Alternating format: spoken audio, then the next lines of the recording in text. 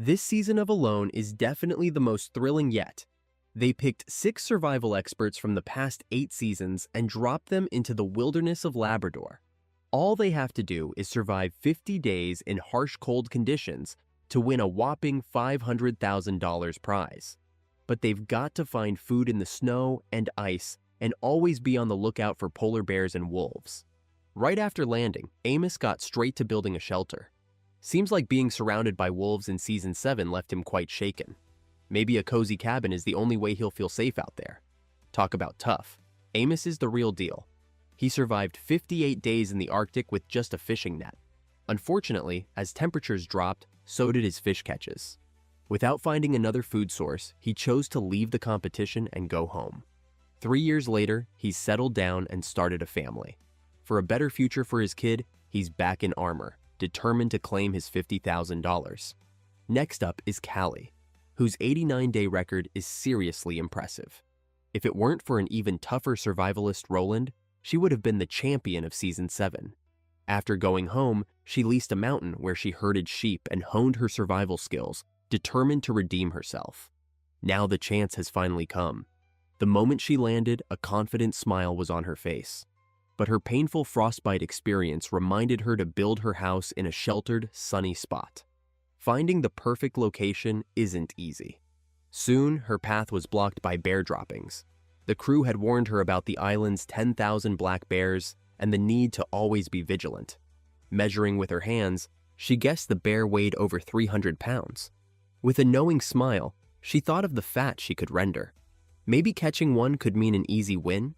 As a season of returning legends, the competition is fierce. Could someone actually hunt a bear? We'll have to wait and see. Opening the deluxe semi-automatic door reveals what might as well be gold: smoked fish.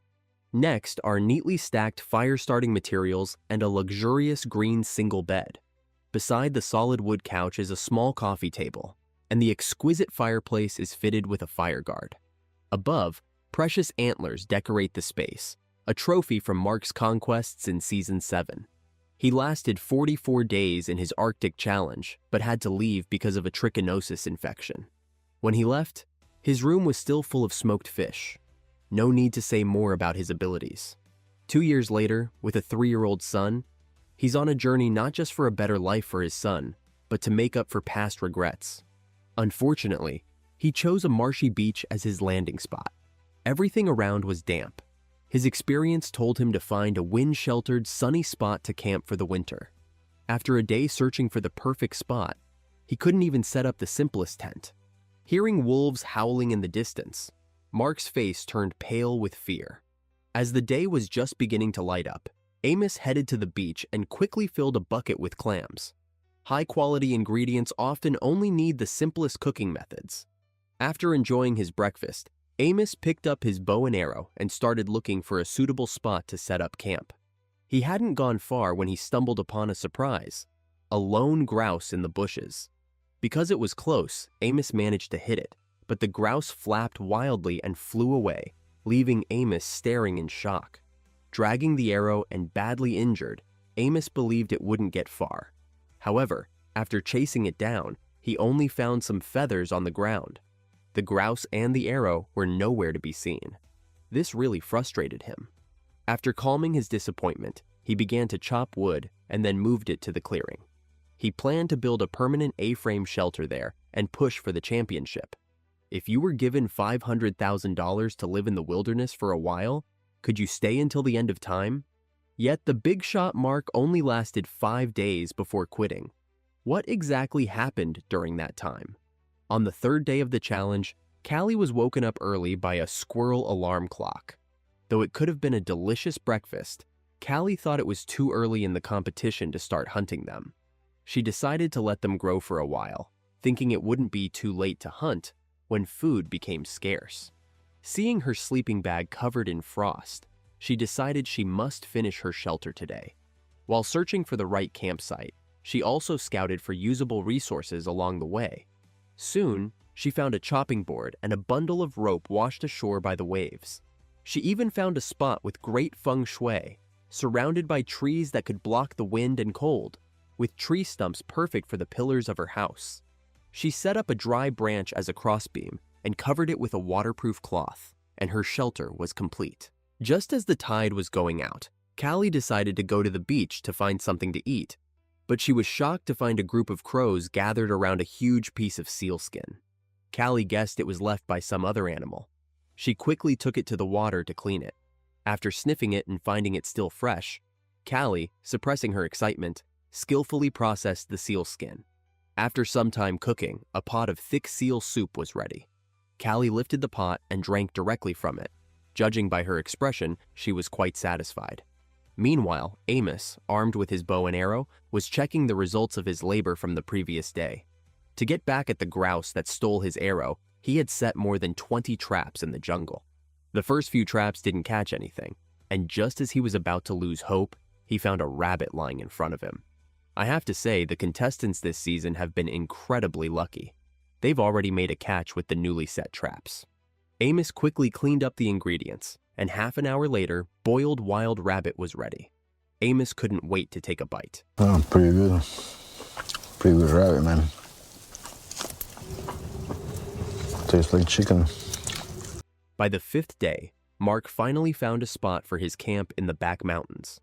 As he was clearing the area, he kept talking about how much he enjoyed the wilderness life and how much he missed his son. He kept saying he was going to build the best house on Alone and so on. Hearing this, I had a bad feeling about it. Sure enough, he pulled out a satellite phone and declared, "Hey, this is Mark, and I am officially tapping out." This move left the crew completely baffled. Mark explained that he didn't want to miss his son growing up and preferred being with him over the $500,000 prize. Whether that's the real reason, who knows? I thought this was going to be a clash of the titans, but it turned out to be a rookie's 5-day wilderness excursion. 59-year-old Greg, a contestant from Season 3, might not be very memorable to you. But if you remember his beautiful daughter, you might recall him. Many fans called him father-in-law. Now, 7 years later, who knows where that flower has ended up? Greg has lived in the Rocky Mountains all his life. A true wild man, proficient in trapping, hunting, and outdoor living. In Season 3, he was quite impressive until he accidentally fell into the water on day 51, causing hypothermia and forcing him to drop out.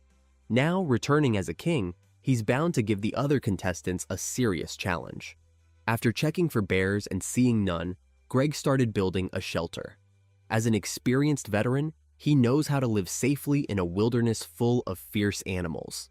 But while looking for fire-starting materials, fresh-smelling dung with deep paw prints suddenly caught his eye, making him ponder. Next up is Michelle, who's really tough. She set 2 firsts in Alone history. The first contestant to challenge without salt, and the first to lose about 2 pounds a day. In Season 8, Michelle lasted only 21 days, forced to leave because she lost over 40 pounds.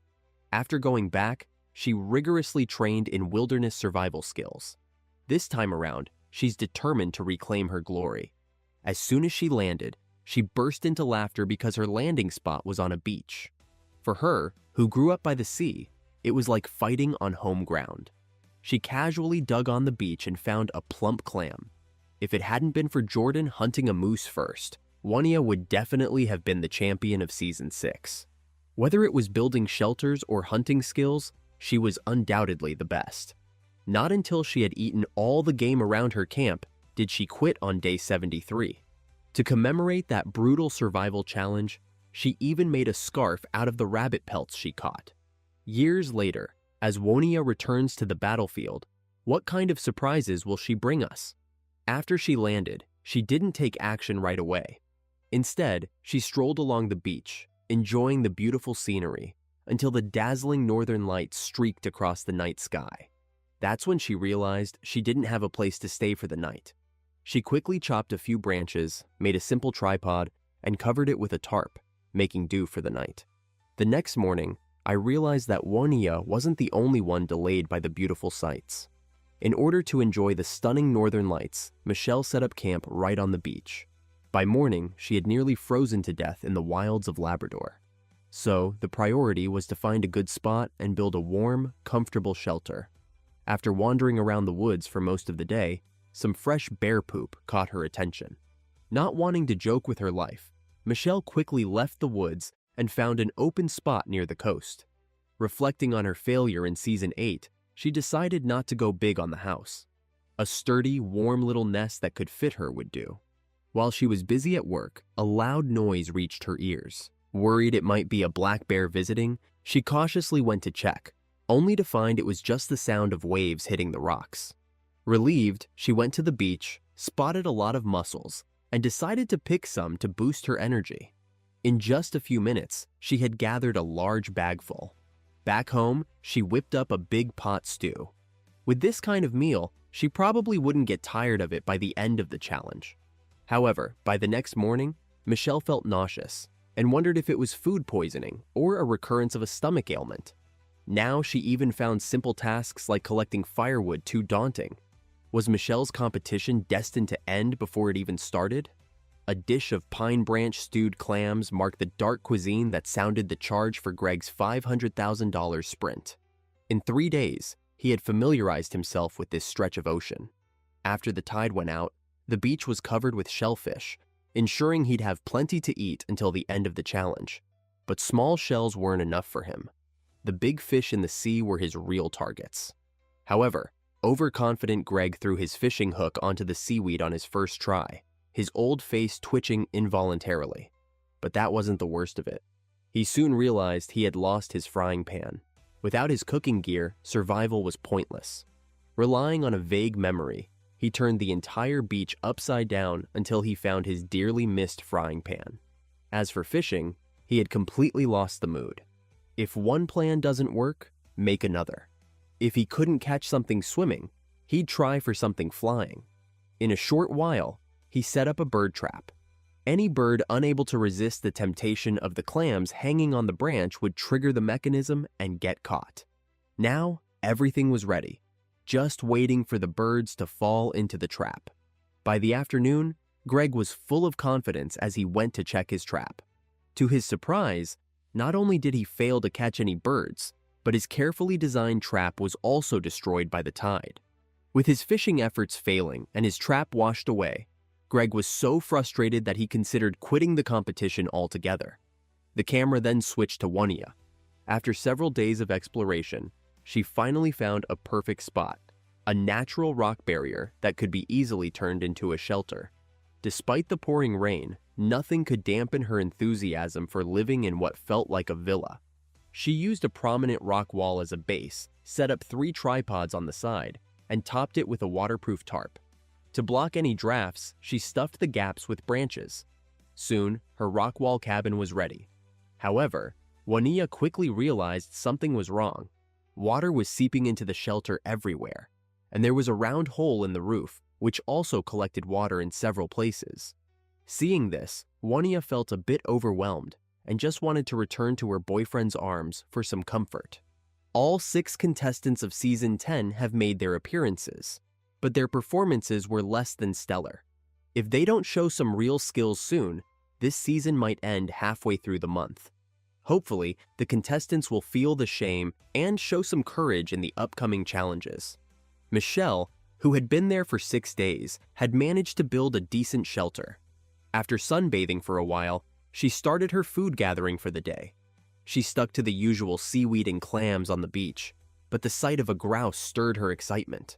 Suppressing her thrill, she picked up her bow and arrow and stealthily followed it. Opportunities like this come once, and with a swoosh, she struck the grouse right through the heart. As night fell, Michelle's tent filled with the delicious aroma of slowly stewed grouse, enhanced with a few berries. After a hearty meal, energized, Michelle continued to upgrade and reinforce her shelter. With temperatures in Labrador dropping to -50 degrees Celsius, having a warm and comfortable house was crucial for surviving the winter and winning the championship. As the last piece of waterproof tarp was covered with moss, Michelle's cabin in the woods was finally complete.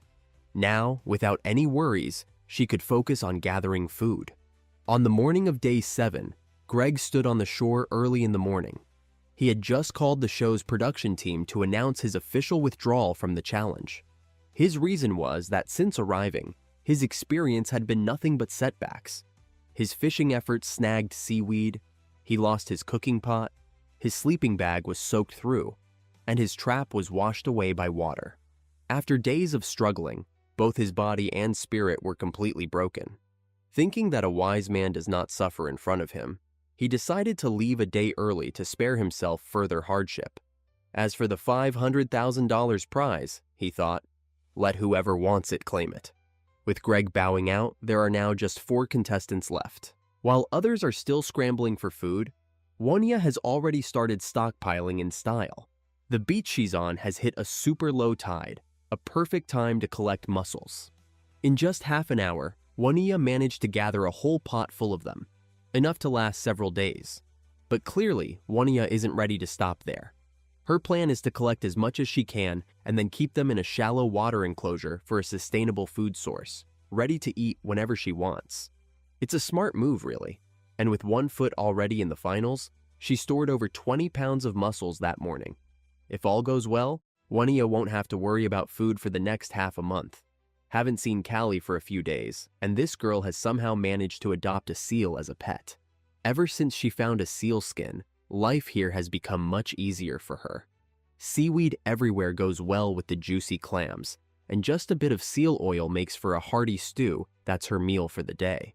After breakfast, seeing the good weather, Callie decided to head out for some wild game, tired of clams every day. With her bow and arrow, she went into the woods and actually came across a grouse. Without hesitation, Callie took a shot but missed, and even more bizarrely, the arrow flew into the sea. Considering everyone can only carry 9 arrows, and each one is incredibly precious, diving into the icy water, which is just 2 degrees, could easily lead to hypothermia.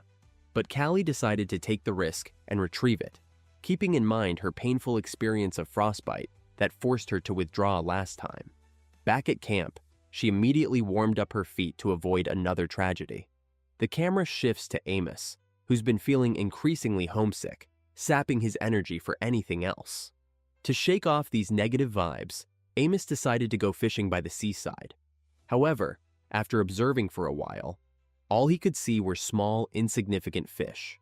It's winter, and the big fish have likely moved to deeper waters. Undeterred, Amos tried all day but ended up not catching a single fish and went hungry, leaving him dizzy and lightheaded. In his daze, he imagined catching a bear and winning this season's championship. After several days of heavy rain, all the firewood got soaked. Amos spent half the day trying to start a fire but couldn't get it going. Out of options, he had to go out and look for more fuel. He immediately spotted an old log on the beach, but it was too big to drag away in one piece. He decided to cut it into 2. You could tell he hadn't eaten well recently from the way he was chopping. His movements were stiff and slow. Amos carried half of the log back to camp and continued to split it into kindling. It was a tedious and cumbersome task. At one point, he almost chopped his own leg. Luckily, it was a close call. The axe just grazed his thigh without causing any harm. Shaken up, Amos just threw down the axe and called it quits, deciding to just lie in his sleeping bag instead. By the 9th day, a storm swept across the entire island. Wanya's luxury shelter built on the mountaintop was mercilessly battered. Not only did several big holes get torn in her waterproof covering, but her warm sleeping bag got wet too. Fortunately, the storm was quick to come and go. Wanya began repairing her shelter, reinforcing the walls with a lot of pine branches, and worked until 5 in the afternoon to get her house in order. With the weather clearing up after the rain, she couldn't help but sing out loud while watching the sun set by the sea, a feat never before done on the show. To hunt a black bear, Amos had added weight to his arrows. But with it now being winter in Labrador, finding a black bear was no easy task. Amos was on high alert, carefully searching around when suddenly, he found a plump rabbit lying in one of his old traps. Ecstatic, he bagged his catch, and dinner was finally sorted. High-quality ingredients often only need the simplest cooking methods. That was good. I got a pile of bones and meat left over for tomorrow. Having solved his food crisis, Amos declared he was now in control of the game. Unlike Amos's ambitious bear hunting, Wanya was still playing it safe. She followed rabbit tracks to find areas where they were frequently active and set up a dozen traps of various sizes, marking the branches with yarn to save time searching next time. Everything was ready, just waiting for the prey to fall into the trap. With some free time, she started washing some moldy clothes. After all the chores, she couldn't wait to check the traps. The first dozen traps had nothing, and she thought it was going to be another day of drinking the wind. But then she turned a corner and stumbled upon a pleasant surprise. My first successful trapping here, hooray! Oh my gosh, yes. Oh, you're so beautiful. And it looks like it was good and quick and clean. Oh. At that moment, Juania was so excited she could barely speak coherently. She pulled out the cutting board she found on the first day, expertly gutted the large white rabbit, and carefully portioned out the meat for daily meals, putting today's share into the pot. As night fell, Mukbang Juania officially started. She grabbed a piece of rabbit meat and bit down hard. A single rabbit wasn't just a few days' worth of meals. The energy it provided could help Juania endure another half a month in this brutal challenge. By day 11, Michelle was facing famine again. The grouse she caught a few days earlier were long gone. She tried fishing several times in between, but caught nothing. Finally, she had to pin her hopes on traps. Unfortunately, after checking all her traps, she found nothing and thought it was another day of hunger. Unexpectedly, an unidentified seabird dropped dead right in front of her.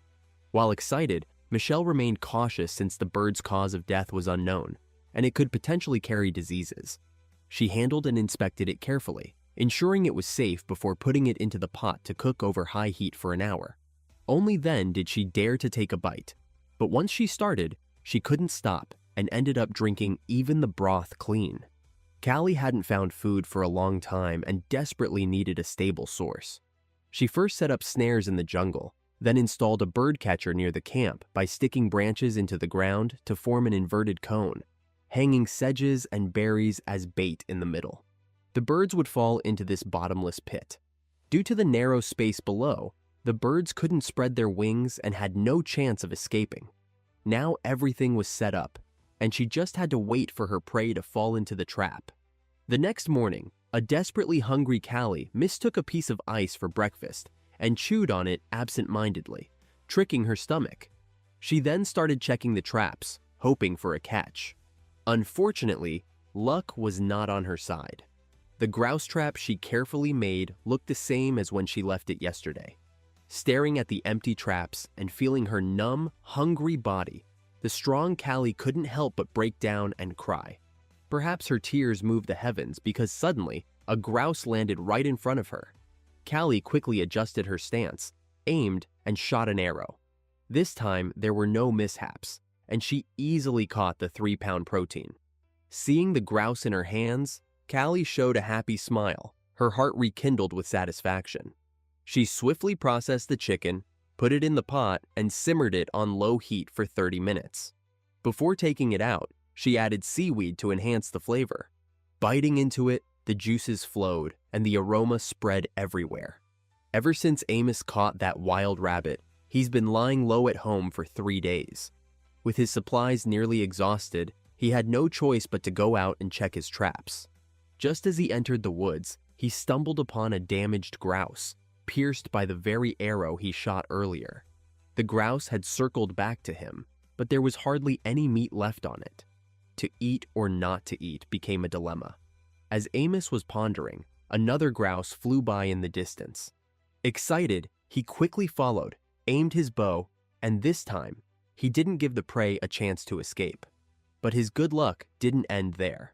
Thinking he would head back for a hearty meal, he accidentally stumbled upon a bear den filled with animal bones and fresh bear droppings, a clear sign that a black bear had just left. That raised a question. If Amos really encountered the black bear, who would end up being whose meal?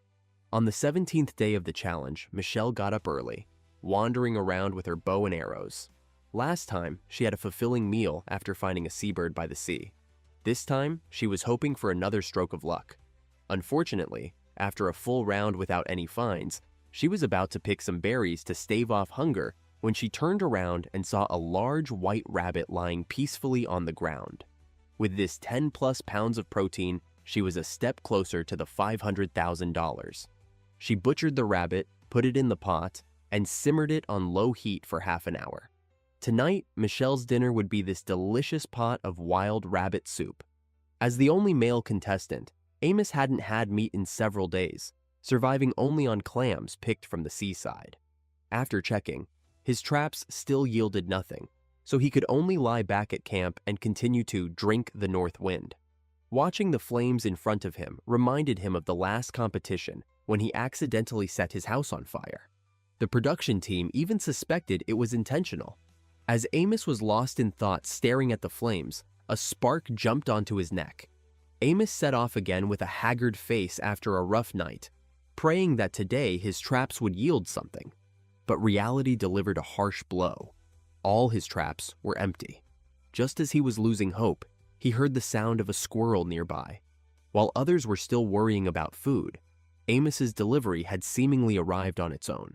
However, despite aiming his bow for a long time, he still failed. This mistake dealt a heavy blow to Amos.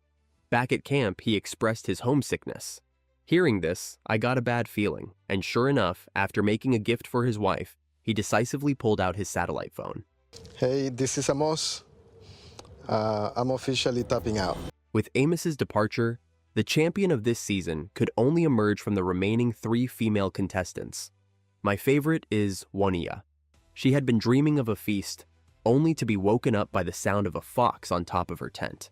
This inspired a bold idea. If she could catch a fox, maybe she could win by default. No sooner said than done. She went outside the camp into the woods, broke off some branches to form a circle with an entrance, and set up a hidden snare trap, using guts as bait. When the greedy fox came to steal the bait, it would be firmly tied up by the snare.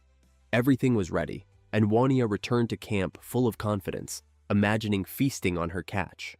But unexpectedly, when the cries of the distressed little fox came at the dead of night, Juania, unable to find her headlamp, had to wait until morning to check the trap. By then, the injured little fox had long escaped, leaving behind only a severed paw to tell Juania it had been there. This infuriated Juania. Her meal had flown the coop. She was convinced that the fox with the severed paw couldn't have gone far, so she took up her bow and arrow to pursue it. However, despite searching all over Labrador, she never saw the fox she longed for. Since Michelle had her big meal, her morale was greatly boosted. In her spare time, she went to the beach to gather dry grass to weave a basket for storing berries. She skillfully crafted the frame and then reinforced it with fishing line. After finishing, she even added a crow feather for decoration. You know, her craftsmanship was really quite impressive. As the competition heated up, Labrador officially entered winter. This not only made it harder for the contestants to find food, but also made keeping warm a major issue. Today, Juania's task was to install a fireplace in her shelter. She went to the seaside to pick some suitable granite, stacked it layer by layer back at camp, and filled the gaps with large stone clay. After the fireplace was built, she needed a piece of smoked meat to vent the smoke outside. Juania lifted the waterproof cloth, sawed off the excess wood, and then built a chimney with rocks. Her efforts paid off. The first flames rising finally made Juania feel at home in the Arctic. Day 19 into the challenge, Callie was soaking up the sun by the sea, sipping her soup and living pretty comfortably. Watching the seals hunt in the water, she decided to rely on the sea for her meals and started making a fishing trap. First, she wove a net using the inner thread of a parachute cord, then made a frame out of willow branches and fitted the net onto it. Next, she crafted a one-way barbed entrance. Once a fish went in, it wouldn't be able to get out. After placing the trap in the water, she imagined catching a big fish and got so excited that she jumped up and danced. However, after waiting a whole day, the trap was still empty. No choice but to rely on mussels to get by. Just look at her speed peeling them. It was almost heartbreaking. But then, in the middle of the night, she was woken up by severe stomach pains. The next morning, Callie's condition hadn't improved and she lay weakly on the rocks soaking up the sun. The top contender everyone had been rooting for had just flopped. Facing this sudden setback, could she pull through?